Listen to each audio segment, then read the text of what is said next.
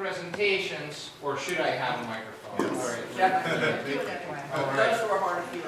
And so I'll start, and then Bailey will come in as the relief pitcher. We're going to analyze some data that's publicly available and talk about problems and solutions, and then the problems with those solutions. And there's the feedback. So we're going to start with air quality, and these are the graphics from the Montgomery County Department of Environmental Protection website that look like they were drawn in the 80s, maybe early 90s. But below the graphics, the county does admit that we are in a non-attainment area for ozone and fine particulate matter. So a lot of people have the misconception that we have good air quality, but that is not the case. And so this is the American Lung Association. They do an annual state of the air report, and so according to this report, this is our grade.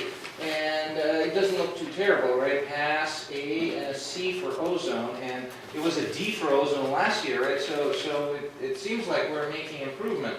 And these grades are based on data that is collected from around the region, and as you can see, some days worse, some days better, air quality, and so these are the numbers, and based on these numbers, they're telling us that, our ground level ozone levels are dropping, and we are really entering the attainment territory, and so we really want to get redesignated to attainment, and so DC and Maryland and Virginia, based on these numbers, filed a joint petition application to the EPA.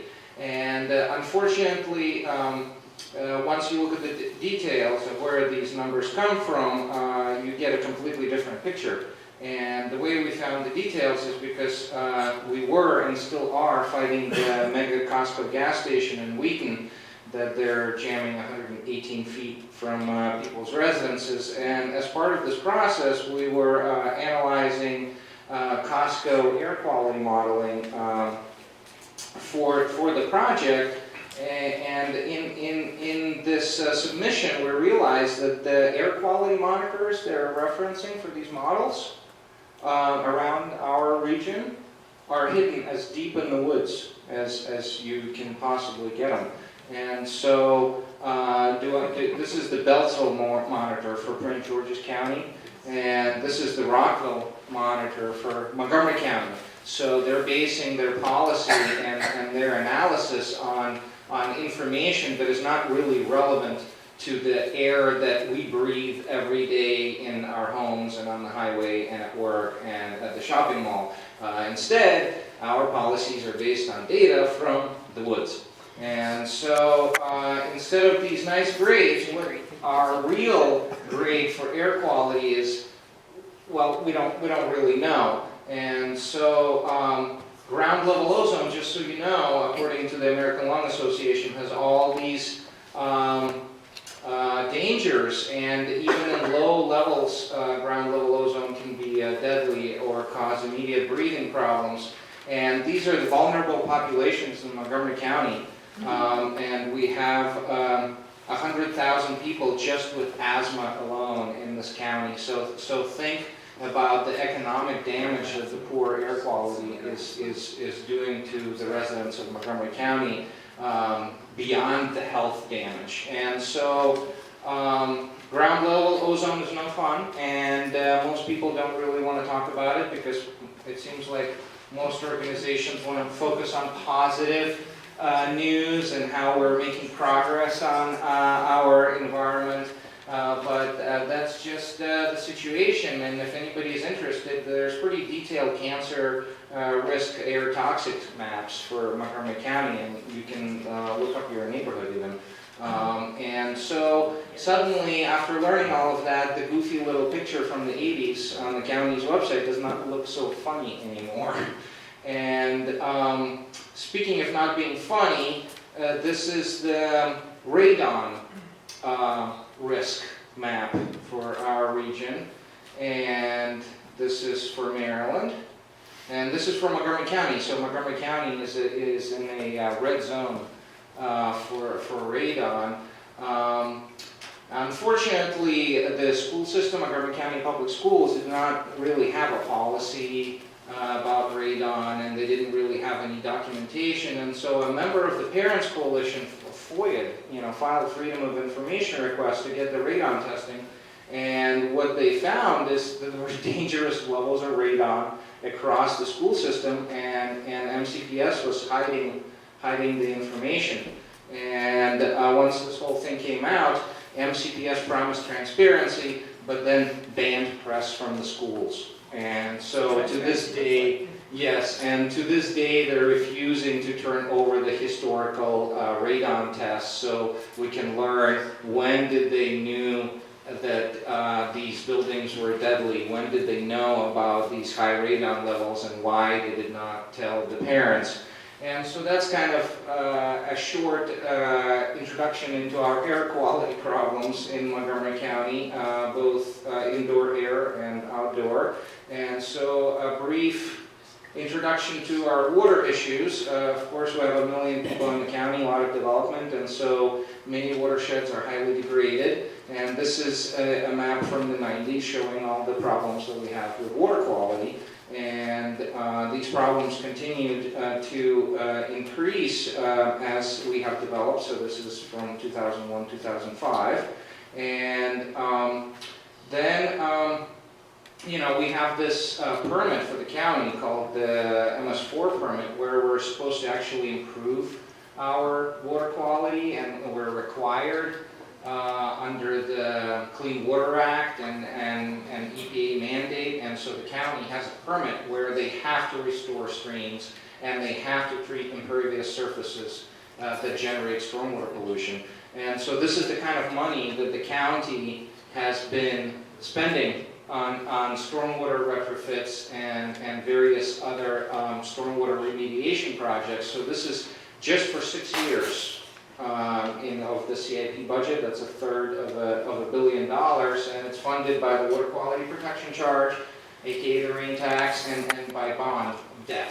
And the reason I bring up the bonds is because they actually issue revenue bonds against future revenues of the Water Quality Protection Charge. So the money that you pay in the Water Quality Protection Charge, it doesn't actually go towards projects, remediation projects, it goes to a banker. And so we're renting our own money at about 3 to 4% annual interest rate. Why we need to rent our own money, I have no idea. But since we're spending all this money, they have to show progress, right? And so here comes the next graphic, and lo and behold, our water quality is suddenly magically improving around the county. But at the same time, anybody who goes to county parks knows that's Alan Bowser right there in an erosion gully that can hide a freight train. And so anybody who uses the county's parks knows that the water quality is decreasing, and you can walk, stream after stream for miles and not see a single intact riverbank, creek bank, and gullies like this everywhere. And so despite all these improvements supposedly in water quality, the county violated the MS4 permit 3 years ago. And we're under a consent decree. We're facing a consent decree from MDE and EPA, and the county has exposed itself to legal liabilities in the hundreds of millions of dollars. At this point, any environmental group out there can just sue the county over this. Now, another question is that they don't, but they could. So it's a huge, huge legal liability for the county, and a verdict that we have failed, that we spent a third of $1 billion and more, and we have still failed. And that's not even to talk about the fact that DC hasn't been hit by a major hurricane in like 60 years, and we're also woefully unprepared. So all these stormwater improvements that we're supposed to be doing is not just for the health of the bay, it's for our national security, because the Potomac is tidal to Great Falls. So if we get hit by a major hurricane, major storm surge, we're going to feel it, and we're completely unprepared. And so when you see these kind of positive statistics like, hey, the quality of the Potomac or other environmental feature is improving I take these with a grain of salt now, because every time I look at the details, something happens. And so, for example, this was a story from last year where it turns out that Maryland was misinforming fishermen about the amount of PCBs in fish caught in the Potomac River, and they're actually 20-fold, 20 times the amount of PCBs that Maryland was reporting, because DNR was only measuring PCBs in the fish tissue where they would know there was the lowest concentration of PCBs. So the real level of toxins in the fish in the Potomac can be up to 20 times higher than what they're reporting. And so now just a quick excursion into climate change, and this is our climate change footprint. It's about a third transportation and 2/3 buildings. And so the Civic Federation has been after them for years and years to track and report their progress on the climate change mandate, and these are the figures they finally came up with, and they don't look too bad until you add what their goal is, right? So as you can see, we're supposed to be decreasing emissions and building energy use, and we're still increasing them, and so they continue to do that for 2 years, and we gave them grief, and so then they just changed the numbers. They just changed the metrics, just like they moved the air quality monitors, just like they changed the water quality metrics to show that something is improving. They did the same thing with climate projections, and I can give you like an hour presentation of how they did it, but they basically assumed that we're only counting emissions from the burning to generate electricity on site, but it does not include the carbon footprint of fracking. So we're burning all this frack gas, but it does not include that footprint in the calculation. And so even to their new numbers, at best, we're treading water. And that's on this fracking boom with reserves vastly over-exaggerated. So as soon as this fracking boom is over, we're going to be back to square one, and we're going to be increasing our emissions. And so a third of our carbon footprint is transportation, and of course we have horrific traffic and horrible sprawl and inadequate policies that create the traffic and the sprawl. And so this is Clarksburg, a transit-oriented development that was built in the middle of cornfields up county, and over 10 years later there's still no transit in sight. And you would think they would learn the lesson, but no, here's the White Oak sector plan where they approved twice the density of Tyson's Corner without any transit in sight, and all the jobs that they promised fell through. So it's just residential development to a great extent at this point. And this is the new traffic pattern for DEP and Park and Planning and DPS headquarters in Wheaton, and you can see how they're concerned about traffic, where they're going to be rerouting every single bus route for Ride-On and Metrobus, and they're going to make every single bus route make left-handed turns from Georgia Avenue and from University Boulevard. So enjoy driving through Wheaton these coming days. And so essentially we have policies that are ignoring the traffic that we have. We have policies that pretend that the traffic doesn't exist, and it's only getting worse. And so back to buildings. 5 years ago, the county started the process to adopt the International Green Construction Code, which was written by the industry for the industry, and so we started following the process, and it was this revolutionary code that really addressed all of sustainability, not just climate change, and really, was industry's effort to work with nature instead of against nature.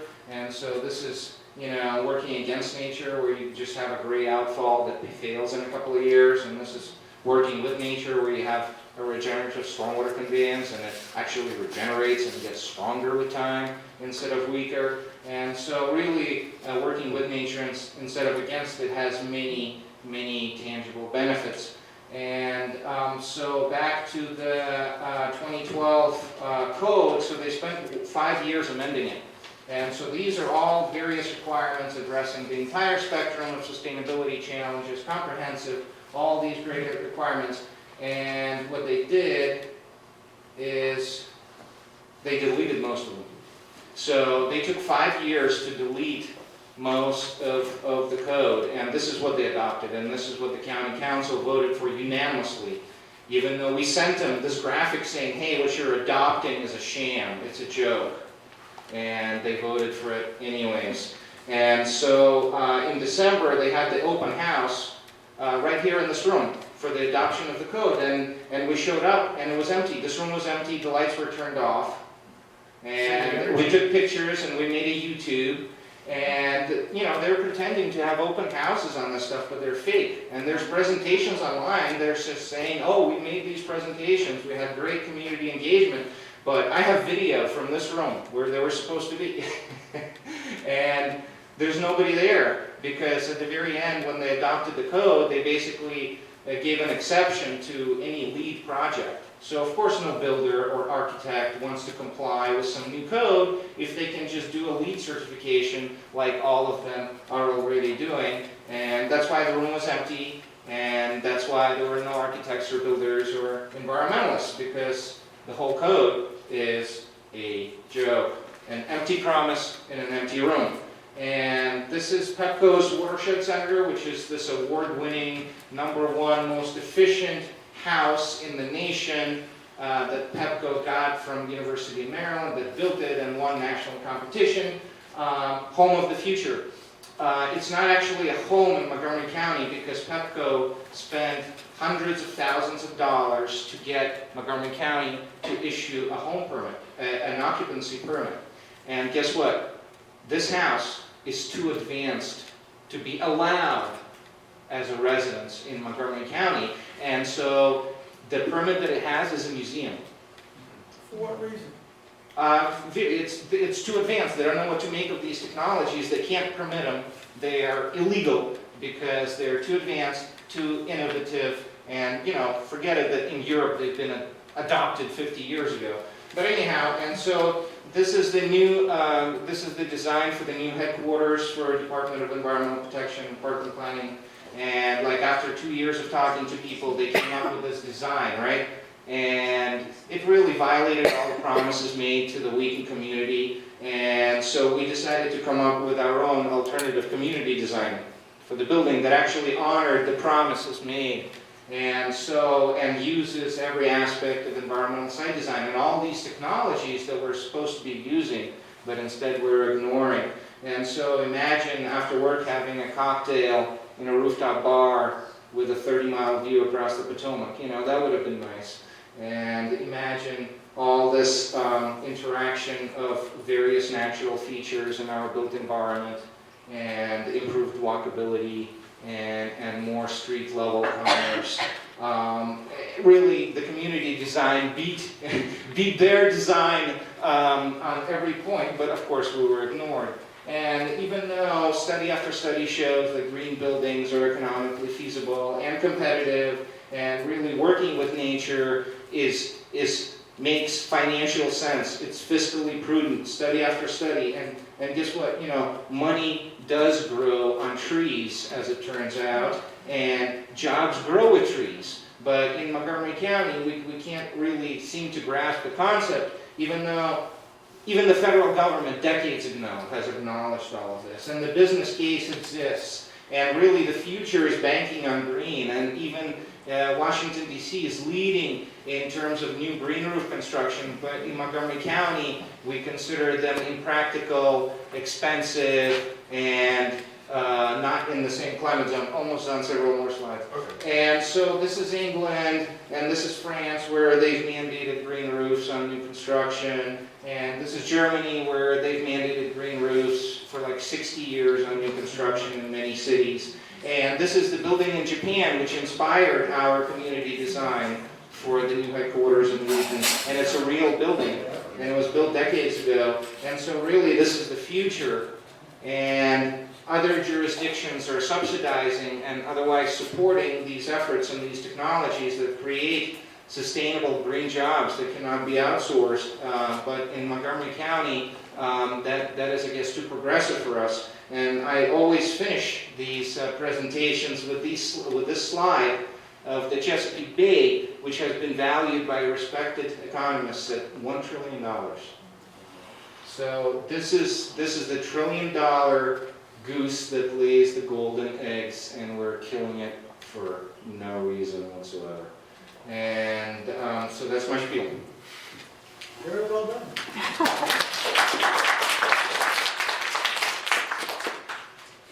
You're up, Danila. You can take questions. Well, all right. A few. Just a few, because we need...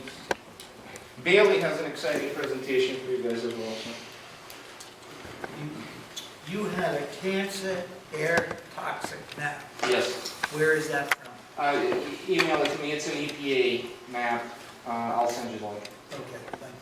I don't know if you're familiar, but at NIST, here in Montgomery County, they built something called the Net Zero House, and it's, the lead researcher is Dr. Fanny. I've done a tour of that house, my wife works at NIST.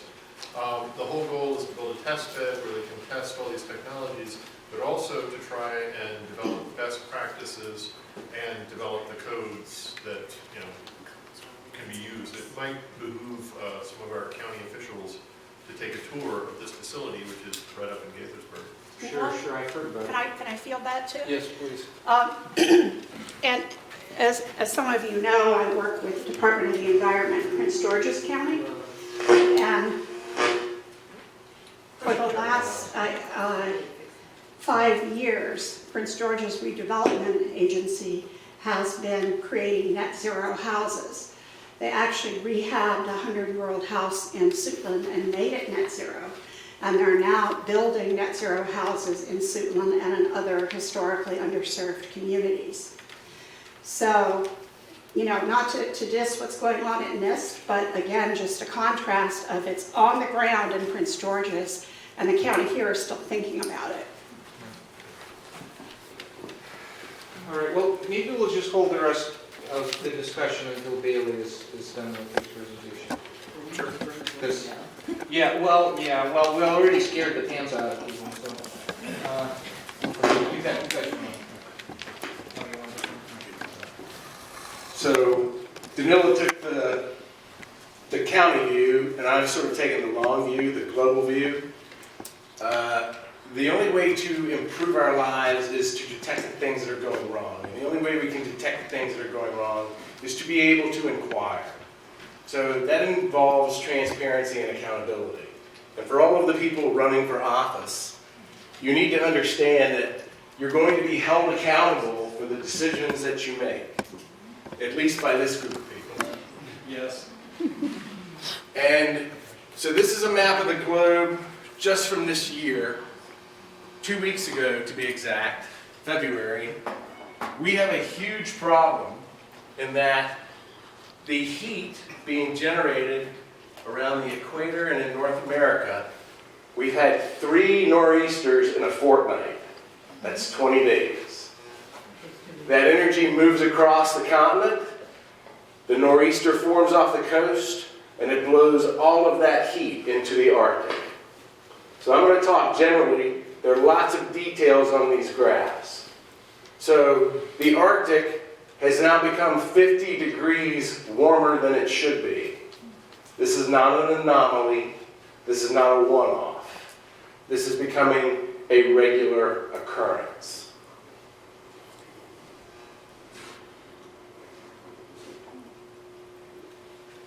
What did I do? Sorry.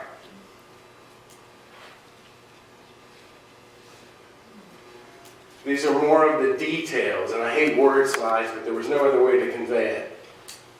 This situation has occurred in 4 of the last 5 winters. No other intrusions have come close in 60 years. 2018 is the lowest extent of ice on record, and there was open water north of Greenland. The water is usually 4 feet thick with ice. They've already recorded 61 hours above freezing for 2018. These are the sources that I examined to come up with the details that I provided you. And we can give you guys all of this information on the website. So scientists have been talking about wacky weather. Well, it's a fun term, but it's really not fun. Warm Arctic, cold continents. They now have a huge mass of cold air sitting over Europe. So the Norwegians, if you think there's anybody on the planet that understands climate change, it's the Norwegians. They entrusted themselves to build the Doomsday Seed Vault. They now have 1 million species of plant seeds in their vault. It's already flooded due to permafrost melting and unusual rainfall. This is a source at the bottom where you can go for additional information. So the U.S. Geological Survey, thank you. Portland State University looked at Glacier National Park, which lots of people have said, got to get to Glacier National Park, it's incredible. Well, it's not as incredible as it used to be. 39 glaciers are in decline, some by as much as 85%. This group here, the Extreme Ice Survey, I think his name's James Baylog. He's won awards from National Geographic. He has documented the decline of ice throughout the world.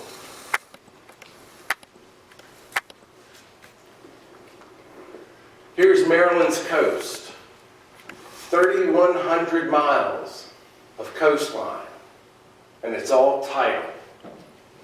And inundation is accelerating, not just in the Chesapeake Bay, where we have two issues. We have subsidence, the land is sinking, and we have sea level rise. So we have two forces coming at us, which is evident in the homes that have disappeared in the Chesapeake Bay. So these are island communities that have been there for hundreds of years. They have lost their communities, they have lost their culture, they have lost their identity. A group of environmental bills before the Maryland General Assembly. So if you walk along a stream, you see plastic debris everywhere. Bags, broken polystyrene containers. We've got to come up with either a way to keep litter out of the system, or we have to come up with a package that doesn't create the litter in the first place, because people have shown they're completely incapable of not littering. And maybe that's our fault in that we haven't educated people enough. But so we had a polystyrene food service ban bill. We had a ban on the use of program open space. Program open space originally was an idea where funds would be set aside to build parks where people could visit and get outdoors. Now they're using program open space funds to build synthetic turf fields, along with crumb rubber, shredded tire playgrounds for children. It's a complete bastardization of the program open space funding mechanism, in my opinion, but we can't get the General Assembly to move. Renewable clean energy bills, the renewable portfolio standard for Montgomery County still includes incineration. We still burn garbage. There's no reason in the world to continue burning garbage. It has valuable components in it that can help us with climate change. So a clean energy jobs initiative, a regional carbon cost collection initiative, which was originally put forward by James Hansen, which is a carbon fee. People have called it a tax, but you don't pay it unless you consume it. So it's a carbon fee and dividend where the proceeds of the tax are paid back to the American people. It doesn't go to lobbyists. It doesn't go to in-between organizations. It comes back to the people. And I haven't read all of the details of this yet, but I will check it out and let you know. And then there's another one, renewable offshore energy.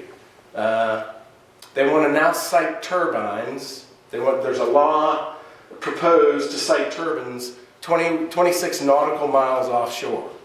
So that's 29.9 statute miles. So it reduces the likelihood that wind turbines will be sited, because if the coastal floor at the seabed at 30 miles isn't conducive to placing a turbine, they won't get placed. And then here at the top, if you're interested in all of the environmental bills before the Maryland General Assembly, that's the link, hot list at MarylandLeagueOfConservationVoters.org. Well, can I ask you a question? Yes. When you talked about our incinerator, see, when I was president of the Federation, Question. Got to ask me a question. the question I'm trying to get to is, what is your solution I'm getting to that. to dealing with the trash? I Getting want to to that. run this, Right here. okay? So Montgomery County has a 70% waste reduction goal by 2020. That's 2 years from now. This is their strategic plan. This is the county council bill. I contacted these gals and I said, please tell me where you have decided or proposed siting a composting facility. Where is the funding coming from? Who's going to build it? And when are you going to start? None of those questions could be answered. But I was told this Thursday there's going to be big news. And I don't know what that entails, but they wouldn't tell me anything because they said Thursday will be an announcement. This is a crew, this is a company that is already doing food waste composting.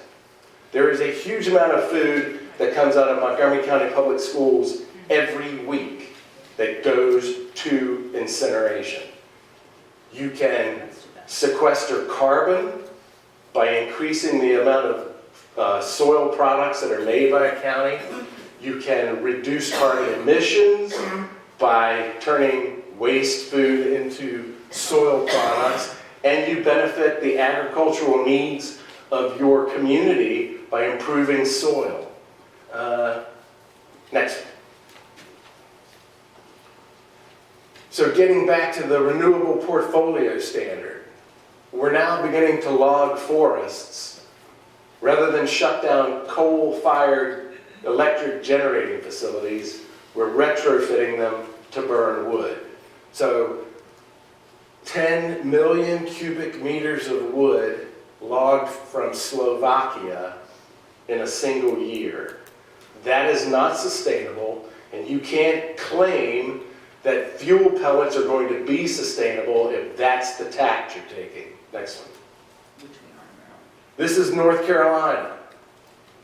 These are whole swaths of mixed deciduous tree stands that have been logged, and what they plant in their place is single species monoculture tree farms.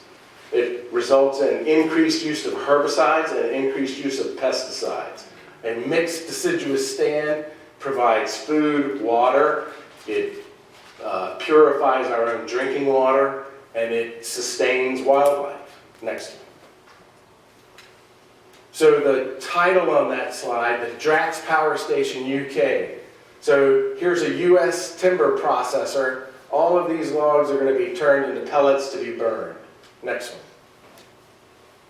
This is the Drax Power Station in the United Kingdom.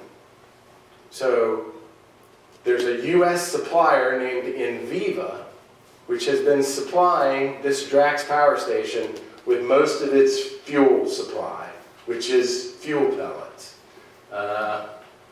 They're about to run into a buzzsaw, pun intended, next slide, because the Securities and Exchange Commission is investigating the claims that that the wood pellet industry is reducing greenhouse gas emissions and benefiting forests. It's an outlandish claim. And the Dogwood Alliance, I believe is in Carolina, in the Carolinas and Georgia, has been pretty vocal in their criticism of Inviva. So this is a fuel pellet. You can turn biomass into lots of different things. Fuel pellets is just one choice. You can make fuels, you can do syngas. The country of Sweden has said they will be completely hydrocarbon free in terms of their energy production needs by 2020. We're not even in the same universe with these guys. Pellets can be made from a number of different sources. Notice it says virgin lumber. So you can't do it with scraps. And I must tell you that I did not intend for this presentation to become advocacy for the production of hemp. But the more I looked into it, the more I realized it is an incredible plant with an incredible number of options for greening an economy. So the polystyrene food service ban, we should be looking at how we turn single-serve take-out food containers from plant fibers. There's no reason in the world why they have to be made from plastic. So I did a search. These are the states in the United States that have all put programs into place where there are research units at institutions of higher learning. They have solicited agricultural entities and farmers to pass criminal background checks so that they can begin the act of raising hemp. Maryland has a bill in place. They've had a bill in place for 3 years. It hasn't gone anywhere. So the status quo is not going to get us out of this situation, and we need to start leaning on politicians. Billy, just, it appears that you forgot that great progressive state of West Virginia. You omitted it from this list. Because, you know, progressive states like Missouri and Arkansas ahead of us on all these issues. Well, they weren't on the list, so I'll have to check them. Yeah, oh, they're definitely there, yeah. All right. So this is a little tongue-in-cheek, but it's also a product you can buy. So these are little protein pills. You can sprinkle them on cereal. You can put them in a salad. It's a great source of protein that has... omega-3 fatty acids. Thank you. Omega-3 fatty acids. So we loved hemp. It helped us win World War II. We raised it all over the United States, and then we got crazy with drug laws. So George Washington raised it. Yeah, lots of the the founding first fathers. American flag was made out of hemp. So you can buy hemp oil in the grocery store. It can, if you have a low cholesterol diet, it's much lower in cholesterol than olive oil or some of the other oils. And don't just pass it back. Take a look at it. The point is, it could be made, I am after you. It can be made here. It could be made here. Both of these products are imported from Canada. Hang on. Next one, please. These are just some of the associations. This is probably the biggest association in the world for the production of this plant. And the entire nation of Canada is going to legalize both hemp, industrial product, and marijuana in January 2018. So they are going to eat our lunch in more ways than one if we don't stop embracing the status quo and thinking we're going to get out of the jam we're in. Next slide. This is just a product chart for hemp. It has 50,000 uses. Clothing, packaging, building products, fuel, food, fiber. It's incredible what we can do with it. The herds are sections of the stalk that break off when the plant is dried. Hang on, you mix it with lime, You pour this mixture into prefabricated walls, you let it set. It is carbon neutral. It actually, the lime absorbs carbon dioxide, and you can build houses from prefabricated sections using a simple plant and a little wood framing. So the idea here is to start thinking out of the box. And if we don't start thinking out of the box, can you go back to the beginning? No. Okay. The red plant. This is only going to get worse. And it's not getting better. It's only getting worse. We are looking at the lowest level of ice in the Arctic Ocean that we have seen in the history of mankind. Okay. In the history of weather record keeping. And we're doing two things that are working against us.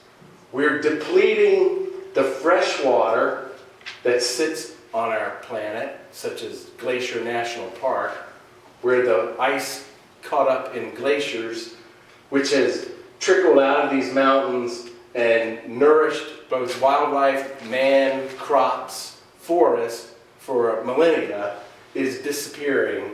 And the ice frozen here in the Arctic, where it needs to stay, is draining into the sea, which is going to drown the coast of Maryland and the other eastern coast states in a lot faster time than anybody in the scientific world ever thought possible, because the feedback loops are kicking in and they are running away with the energy that we keep putting into the system.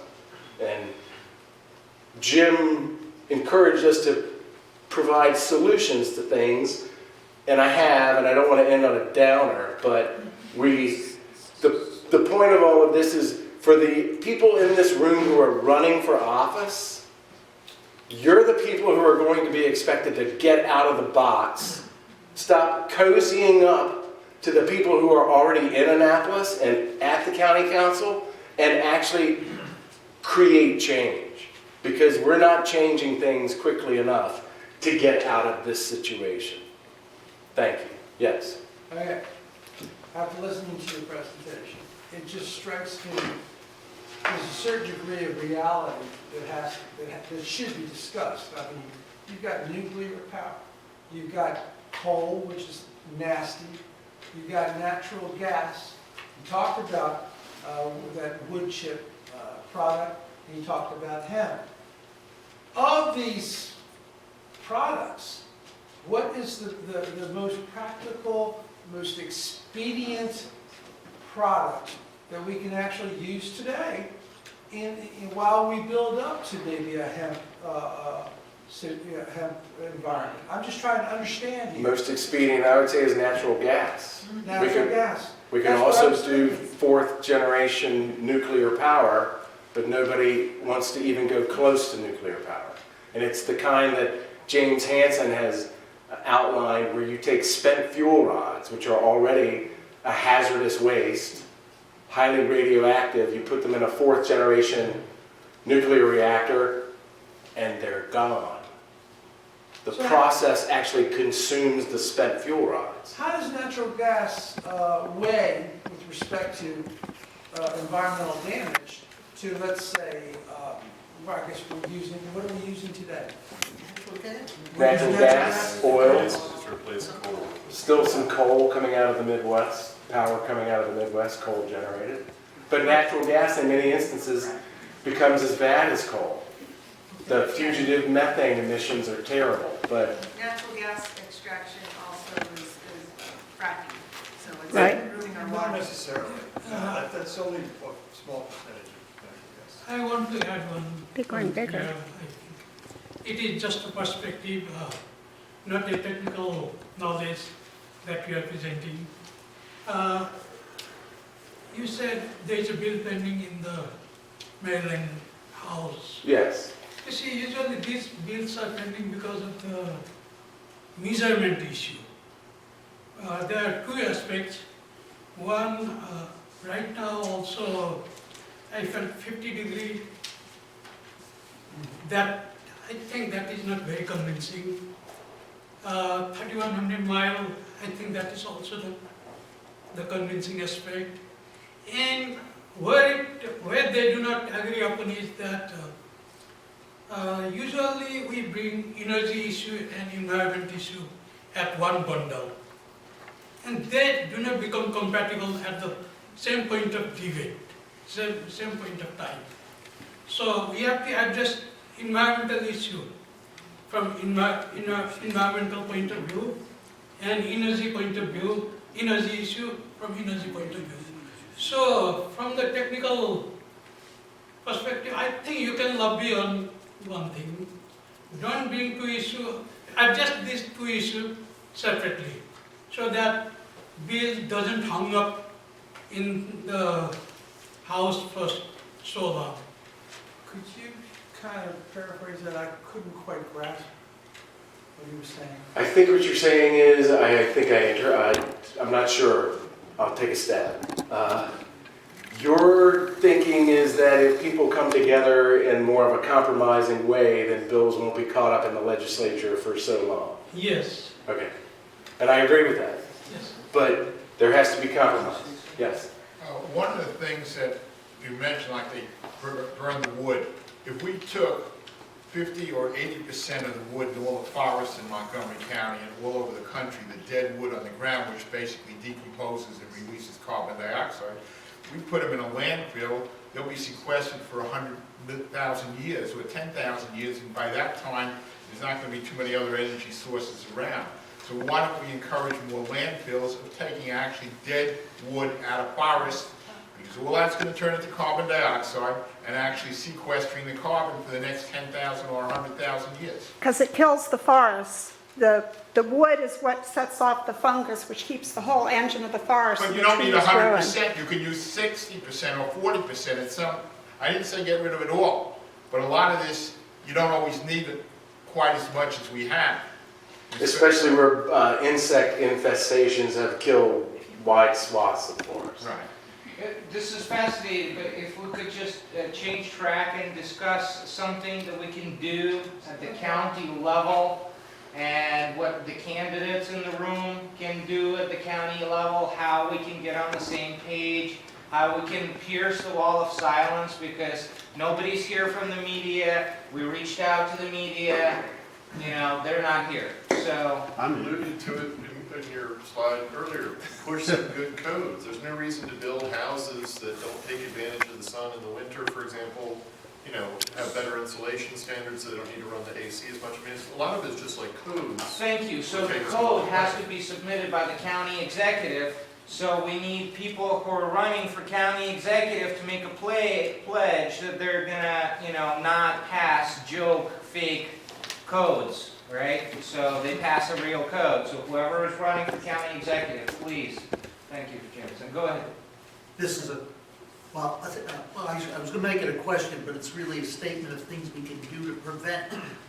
This year, we've gone nuts with the salt on the roads. I have a nephew, a senior visiting scientist at NIH, but he's from Arizona. He called me one day, Uncle Richard, what do they do with all this salt? And I look out in my street, and it looked like they whitewashed it. It just was incredible. And within a few days, there was an article in the Washington Post about the problem of increasing salt in our water systems, all up and down the eastern seaboard because of the salting of roads. I mean, it's not only that anybody that's potentially facing higher blood pressure, I shouldn't say facing it, Surviving. facing it, yes, okay? Can It's I add nuts. to that? It's absolutely nuts. Can I add to that? Since the 1950s, the whole world has been aware that calcium chloride and the salt and the brine solutions that they're using now have damaged the environment and damaged the waterways extensively. Yeah. And we still have not done anything to change that application. It makes no sense at all. No. I mean, let's just, let's take it, this is a simple position of the Civic Fed. Lower the amount of salt being put on the roads. Yeah, the problem is, no matter what we say, it's a matter of implementation. They screw no, up even the Don't buy simplest, it. most straightforward. I heard a story that the Parks Department spends like 52 hours a week or something on some guy that goes around and changes the clocks, updates the clocks in park buildings, and then it turned out that they don't even do that stuff. Let's not get into They don't even have clocks. This in is those simple. buildings. Well, so the point is, they can screw up the Wait, best, simplest, most programs. I mean, look at the code that Jameson Wait was a talking second. about. It's a perfect code. There's a lot of things that have been accomplished by the Civic Fed over the years. Don't overtalk everybody from the audience. This is a very simple, straightforward thing to put on a list of things that the Civic Fed can do, and that is take a position against putting all the salt on the road. Because then you have the county, the county executive then coming to you and saying, we spent so much money, we got a budget problem just for the salt on the roads. Jerry, you want to address the salt issue, since we're not talking about... I'm not saying it has to be the issue tonight, I'm just saying put it on the list. Well, we have at length dealt with the snow removal procedures in the county, and Jerry has designed surveys and have met with half the county officials on snow removal, the various technologies, levels of salt we use. And this is not a show-off scene, just stop talking, okay? Let him talk then. No, hold on here for a second. You were asking for ideas with respect to what can we get what we can ask our elected representatives to deal with. Dick just made a recommendation, and I think it's a valid point. I think that there are other valid points, such as, I'm an electrical contractor. I wire electric vehicles charging stations daily, well, not daily, but quite a few of them. We're building all these parking lots, we're building all these buildings, we're talking about smart growth, but where are the charging stations? They're trying to remove tax incentives for electrical vehicles. They're trying to remove tax incentives for Solar panels. Solar panels. We could start, the county could put a little stipend aside. Maybe it could participate in some small way. Force the developers to put 2 or 3, 4 parking spaces that, have electric vehicle charging stations where people will pay a fee, go shopping in every shopping center. Help with fund solar panels. I mean, there are things I think we can do that help. And I think what Dick said is find alternatives to the salt issue. I know we can get an education from Jerry, but I don't know if there's enough time. But there's got to be alternatives. Right, well, we're just doing things. I'm going to offer a comment on that. Part of the problem is that we don't use county vehicles for spreading salt. And because we use contractors, the more salt they use, the more money they get paid. So we have, the county should be in the salt business. If you go up to New York City, where it's run by the city of New York, they use a lot less salt. But each load they get paid per load. So our whole just procurement position encourages wasting salt. And we don't like to plow streets, we'd rather salt them to death. And this is where some of the problems are. I can try to meet with the Department of Transportation. I'll bring it up with all my list of transportation items to discuss. Thank you. Hang on. The gentleman with the glass teeth. I'm sorry. I'm very appreciative that you guys do this and you know so much and learn so much. But we do have a lot of candidates, and I think besides saying what we would like them to do, let's hear from the candidates, not their self-promotion.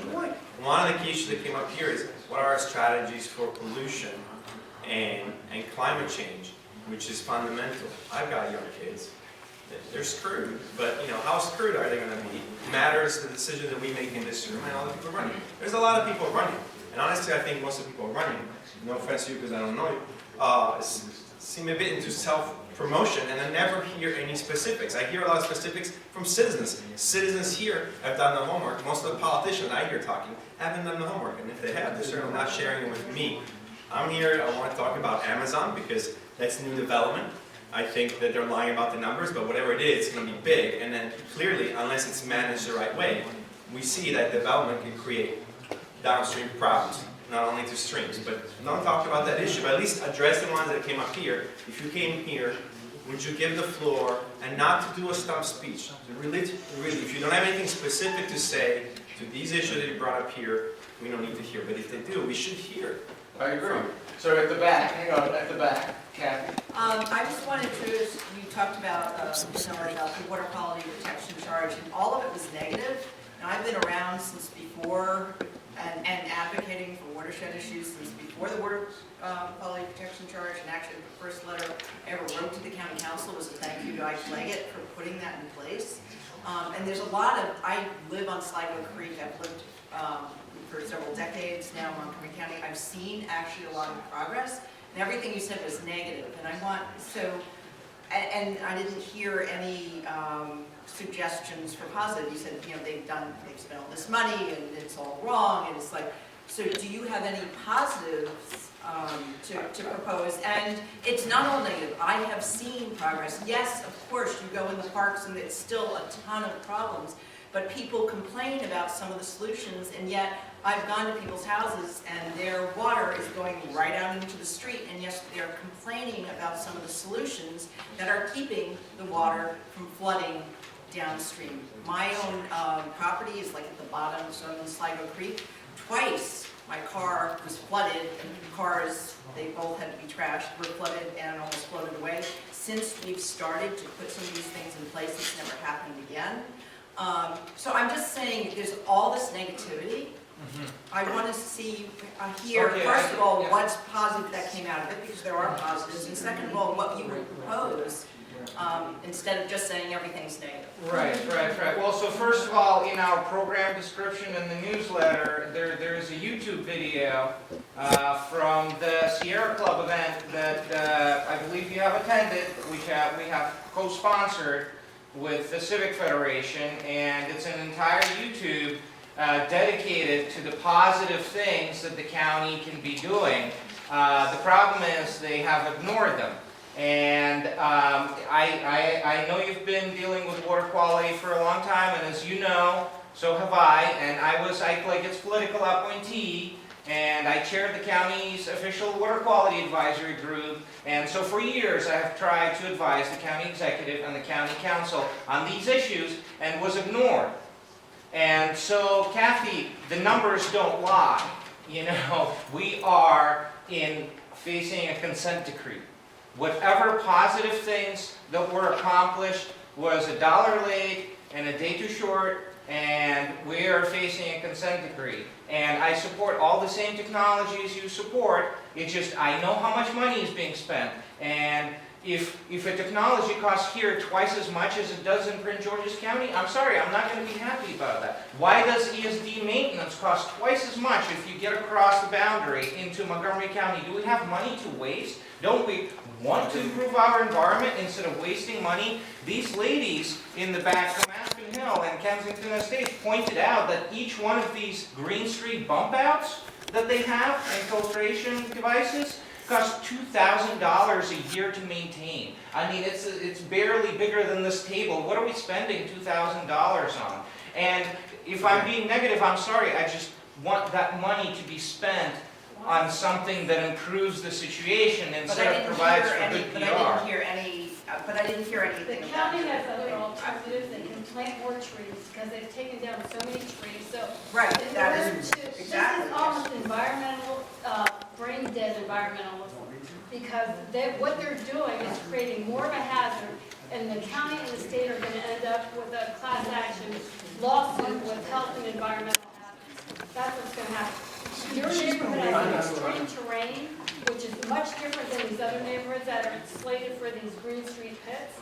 And I'm sorry, but they are not. They're trip hazards, they're fall hazards, they're not environmentally friendly. When you dig up an entire 70-year-old neighborhood, and there are natural running streams that are there, they've hit gas lines before. You're risking the infrastructure and the people that live there, and plus the toxic constituents that come off the roadway are going to be right in front of the peppered in everybody's individual home.